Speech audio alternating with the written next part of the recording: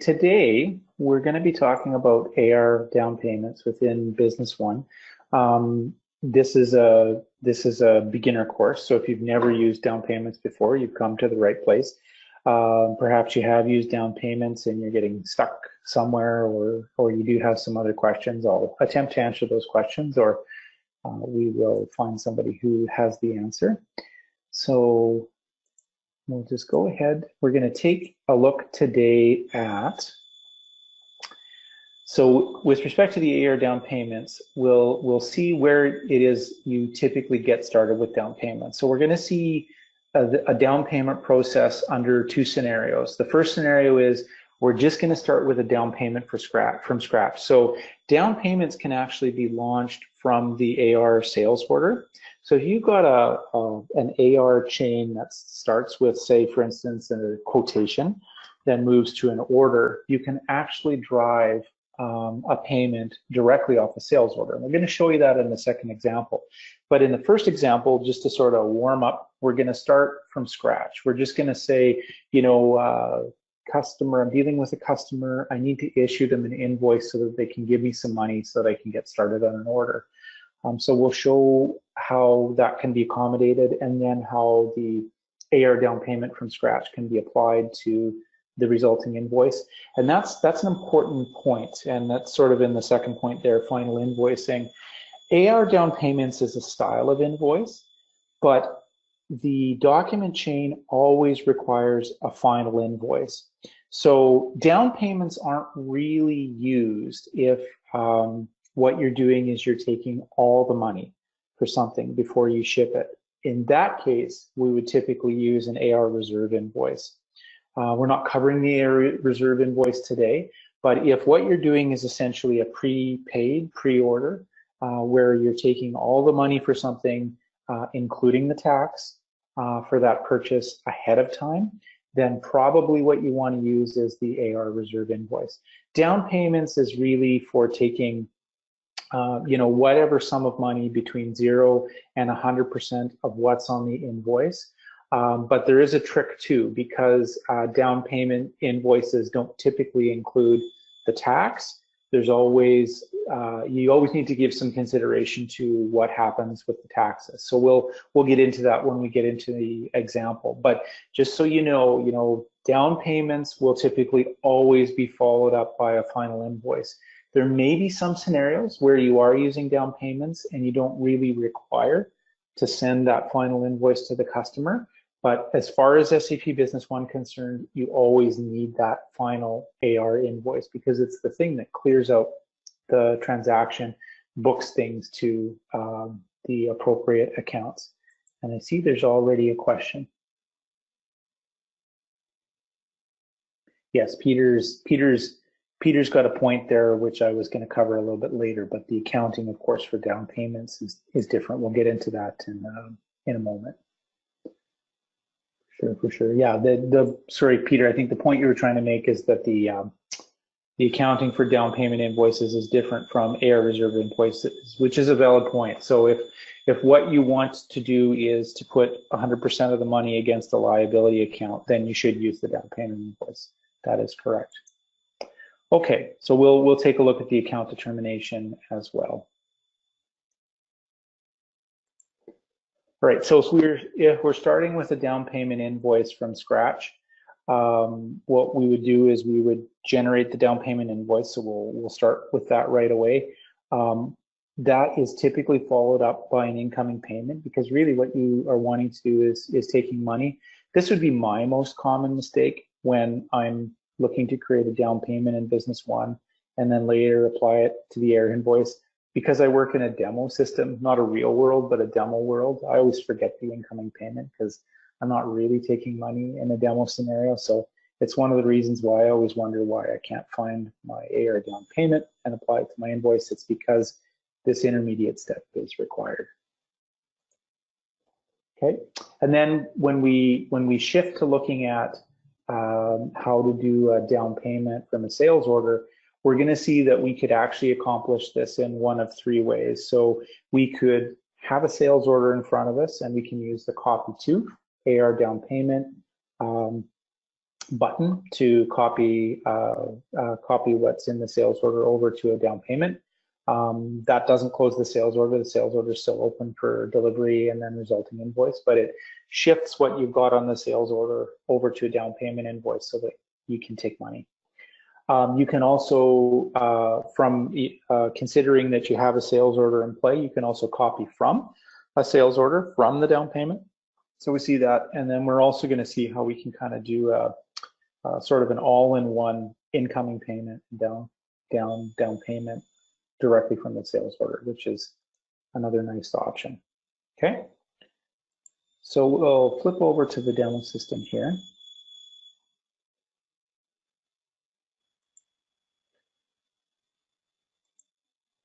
Got a few recurring transactions that popped up when I logged in today, and we'll just ignore those. So the first scenario that we will do is we'll just go directly to the down payment invoice. And let's say, for instance, a customer comes to us and says, well, we choose our customer first, and we want to take money for something that we know is going to go out the door later or invoiced later, but we don't have a sales quote, we don't have a sales order or any other intermediate documents. So let's just choose an item here, any item. And in our scenario, we'll choose one that we have stock of so that we can complete the invoicing process. Okay, so in this scenario, we queued up our down payment invoice, we picked our customer, we picked an item. Now you can do AR down payment invoices as a service-based as well. So if this down payment doesn't apply to any particular item, you could do a service-based style invoice where maybe we're just taking payment, payment on a project. And we choose the GL account that applies to, and we go ahead. Okay, but let's toggle back over to the item-based one because it's the scenario I tested. So we'll choose an item, any item.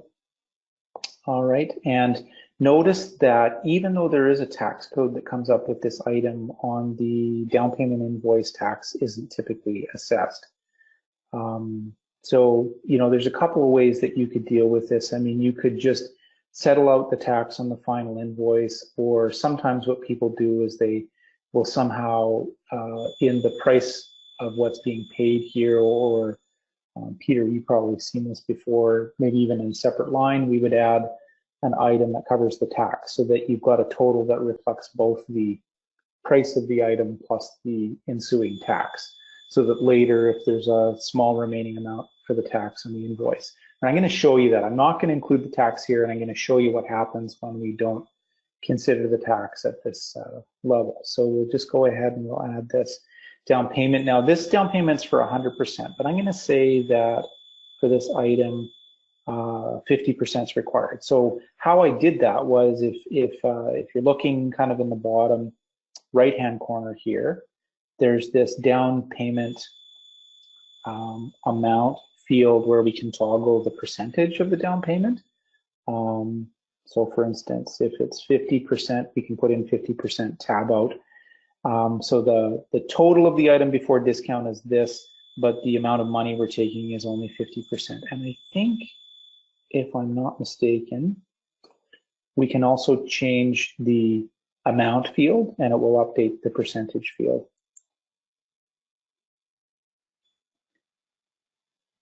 Yes, and Peter's saying, or enter the down payment amount to include tax, and then it nets out on the final invoice.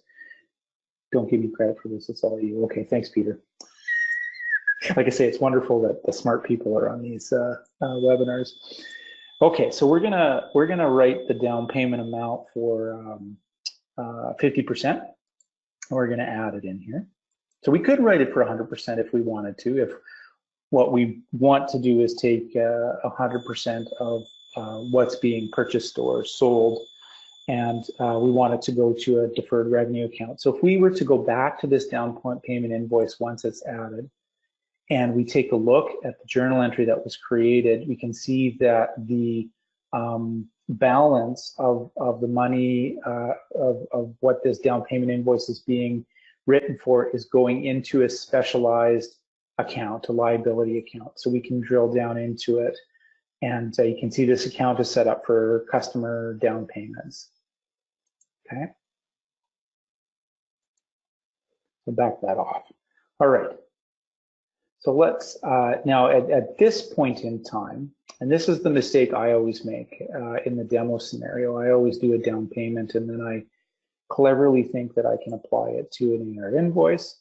So I open up the AR invoice, and I just want to make this mistake in case anybody else makes this mistake too, because it's the thing that always gets me stuck. So let's say later the good comes in, and you want to create the final invoice for it. So we go in, we pick our customer, and we find the same item. And then we go to the bottom right-hand corner. You can see there's this field here that says total down payment, and I click ... but I get a red bar error. And the error says you cannot choose total down payment, browse button, first create a down payment.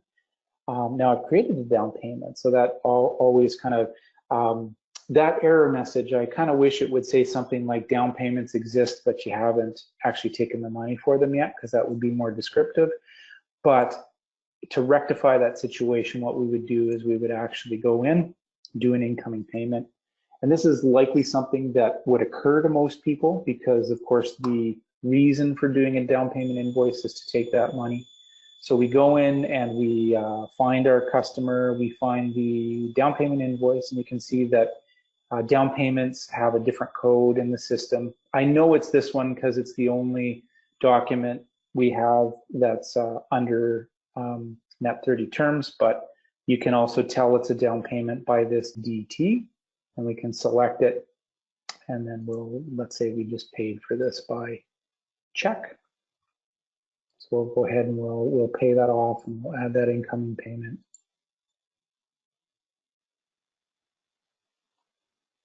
All right, so now what we see if we take a look at the relationship map for the down payment invoice is there's the down payment, there's the incoming payment associated with, okay? So far, so good. So now when we attempt to do our AR invoice, I don't know, maybe I have to reload this. If I ... that, no, we're good.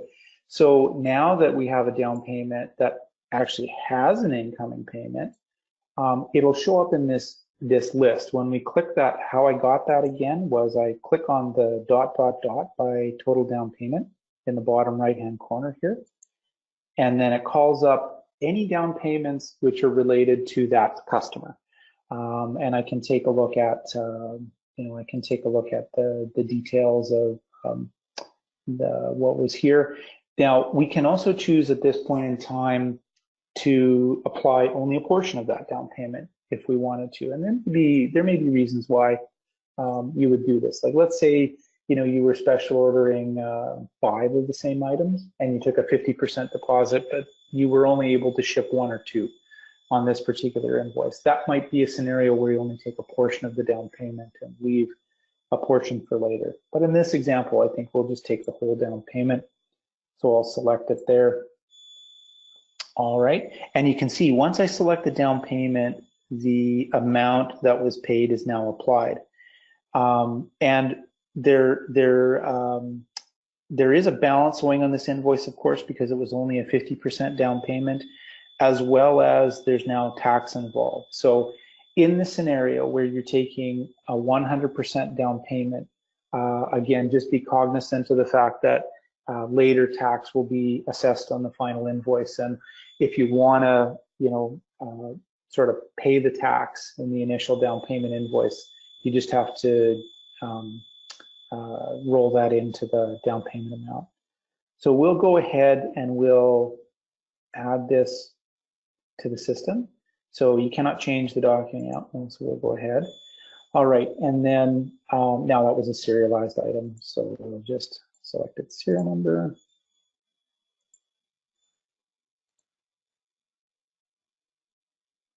Okay, and then we're going to go back to that invoice and we will take a look at the relationship map again. So now what we have is we've got the down payment and the incoming payment on that down payment. And we have an AR invoice, and the green bar represents the balance that was applied as a result of the down payment, and the red bar is the rest, which is outstanding. And if we go back to the AR invoice and we take a look at the journal entry that results, you can see that that down payment amount is then shifted from the liability account into the corresponding sales accounts. Okay, so that's typically the way that goes. I believe that's the default behavior of the system. Okay, so we now have sort of a completed scenario where we needed to take a down payment, we needed to apply to the invoice. That's a simple scenario. And if anyone has any questions, don't hesitate to ask. I'll of course refer them to Peter. Okay, so let's back up and let's see a couple of other options for applying down payments. So this time we're going to start with a sales order. And you know what, maybe it started with a sales quote or not, that's okay. But really the sales order is where this becomes significant. So we're going to pick the same customer, I think. Maybe this time we'll pick a different item. And let's make sure we pick an item that's in stock.